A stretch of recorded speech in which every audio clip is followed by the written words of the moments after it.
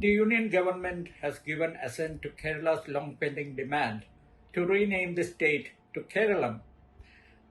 This comes in the wake of the trailer of the Kerala Story 2 setting the internet on fire, and some legislative business pending. One can be assured that Keralam rather than Kerala is set to go to polls in April. And back in Kerala, this has been received with in a mixed bag. There are some who have welcomed it, while there are the youngsters who don't care much about it. They say that Kerala was always Keralam in Malayalam, and in Hindi it became Keral. So there is the addition of Anuswara in Malayalam. It became Keralam. In Sanskrit, in many Dravidian and Indian languages, it was always Keralam, while because it's Kerala in the first schedule of the Constitution, it became Keral in Hindi and in to many other speakers of other languages. So, and many people even misspelled Kerala as Kerala, the vegetable bitter gourd, which actually left a bitter aftertaste in the mouths of the people who were subjected to it. So, it's important to understand, because there are many misconceptions going around about the provenance of the word Keralam and why and how, and the etymology of the word. There are people who say that there was no Keralam before 1957. Those people are badly misinformed. Keralam was there even as far as back as the 3rd century BC. It's recorded historically in Ashoka, Emperor Ashoka's edicts from 200 to 300 BC. Emperor Ashoka of the Maurya dynasty. It's recorded in John Peace's seminal work, India, a history. And, Keralam is even mentioned in the Puranas and epics, in Mahabharata, in Ramayana.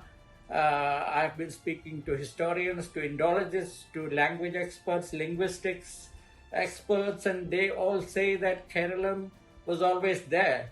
It was recorded in many Sanskrit texts. There was no strand of history writing in Sanskrit, but these Sanskrit texts mention Kerala in many places, in many texts. And coming back to the origin of Keralam, it actually came from the word Cheralam.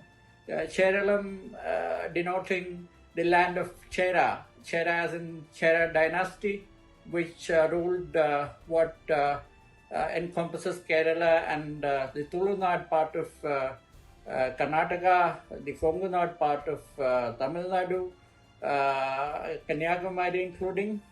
So it was basically derived from Keralam, and Keralam it's Sanskritized. It becomes Keralam. Even the Kannada derivative of Keralam becomes Keralam. Chera becomes Kera in Kannada, supposedly.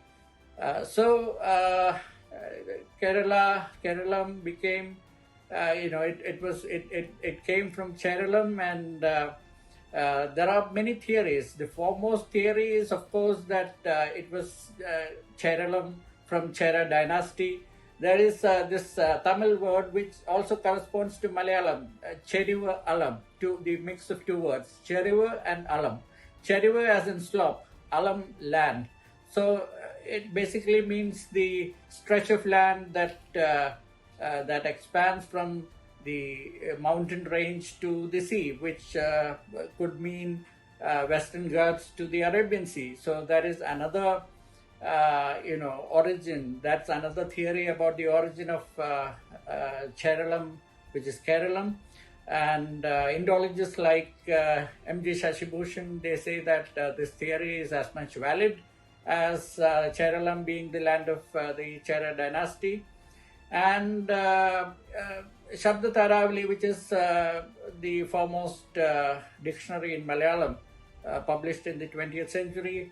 It has many definitions for Keralam, from the land of coconuts, Kera trees, which again means coconuts and land of coconut trees. And there is there are some synonyms for Keralam mentioned as Malayalam. Malayalam is the language spoken in the state, and there is of course Malabar. Malabar it actually came from the Arabic spice traders who came to the shores of Kerala long before the Portuguese, the Dutch, or the British set foot in the state. It's actually a mix of two words. Mala, both in Malayalam and even Tamil, is mountain, and Bar is actually a Persian / Arabic. It's there in Persian and Arabic, and so it was there. The spice traders who named the Malabar coast as Malabar, the land of Kerala, as Malabar coast, and these are the synonyms: Malayalam Nadu, Malabar. But Kerala was always there, from as historically. It was recorded in the 3rd century.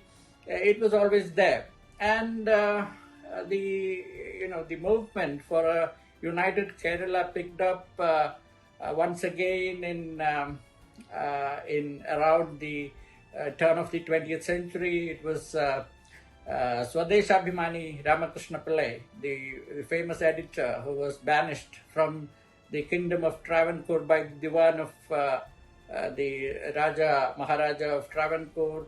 He wrote editorials, he wrote articles in the Swadeshabhimani, which translates to the Patriot in English. He wrote for a unified Kerala and how it was necessary. And this was when Kerala, the land of, the state was actually, the present day state was divided into 3.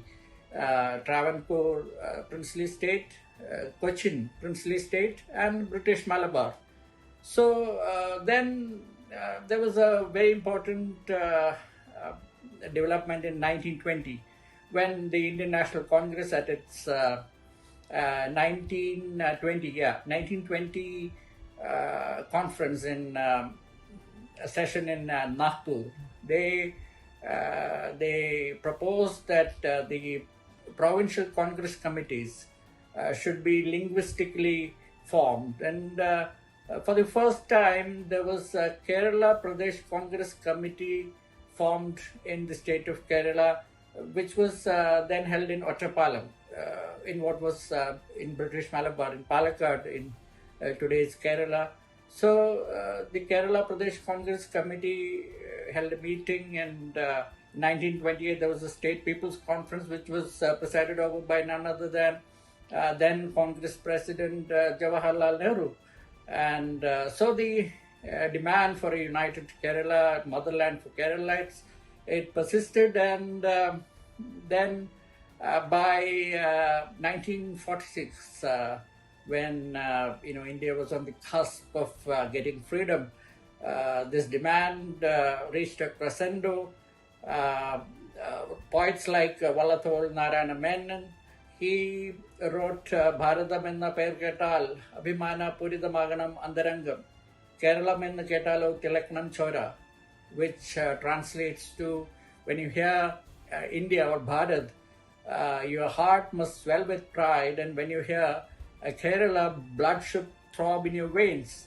So the kind of poems, these poems by Vallathol, it instilled a sense of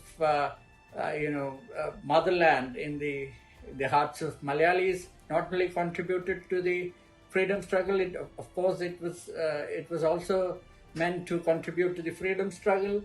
And by 1947, when India had an interim government, VP Menon, a Malayali, he came to what was Travancore and Cochin princely states then, and he was in charge of the integration under Deputy Prime Minister and Home Minister Sardar Vallabhbhai Patel as part of the Ministry of State. And he says, he recollects in the book Integration of Indian States, he notes how there were many representations from across the board, from politicians, from others, demanding that Kerala be unified as not just Travancore and Cochin, but also encompassing Malabar, even though his mandate was limited to the integration of Travancore and Cochin. And by 1956, in 1953, there was a States Reorganization Committee which was appointed by Prime Minister Nehru, and it included the Syed Fasal Ali Commission. So it included a Malayali, Sardar Khayyam Panikkar, who was also India's representative in China, and he held various roles. So he and the others, they finally submitted their report, and in 1956, on 1st November 1956, Keralam was formed, and Kerala Piravi, the birth of Kerala, is marked on November 1st. And but there was a small problem. Kerala was mentioned as Keralam was included and mentioned as Kerala in the first schedule of the Constitution. So that meant that even though Malayalis and Kerala state itself using Keralam instead of Kerala, it became Kerala, and it was known as Kerala since then. And the centre resorted to the practice of using Kerala instead of Keralam. So that has now changed. There are people like Shashi Tharoor who ask how the words Keralite and Keralan can be renamed, or how it can undergo a change now with Kerala becoming Keralam, and what could be the substitutes. I guess Dr. Tharoor, being a Wordsworth himself, maybe he will come with some, he may coin some new words. But again, in Keralam, there are people who say that this is just a cosmetic change, that it doesn't make any a huge change for the BJP. Of course, it's a part of the cultural restoration project, as it happens all across the country in renaming places. And in a strange coincidence, the BJP, the Congress, the left are all on the same page on this occasion. It should not be forgotten that even the RSS, the Rashtriya Swayam Sevak Sangh, the mothership of the BJP, had demanded the Kerala be renamed Keralam back in 2016. So there was consensus across the board even 10 years back, unlike in the case of West Bengal, who Mamata Banerjee, the chief minister, wanting the state to be renamed Pashchim Banga initially, now Bangla.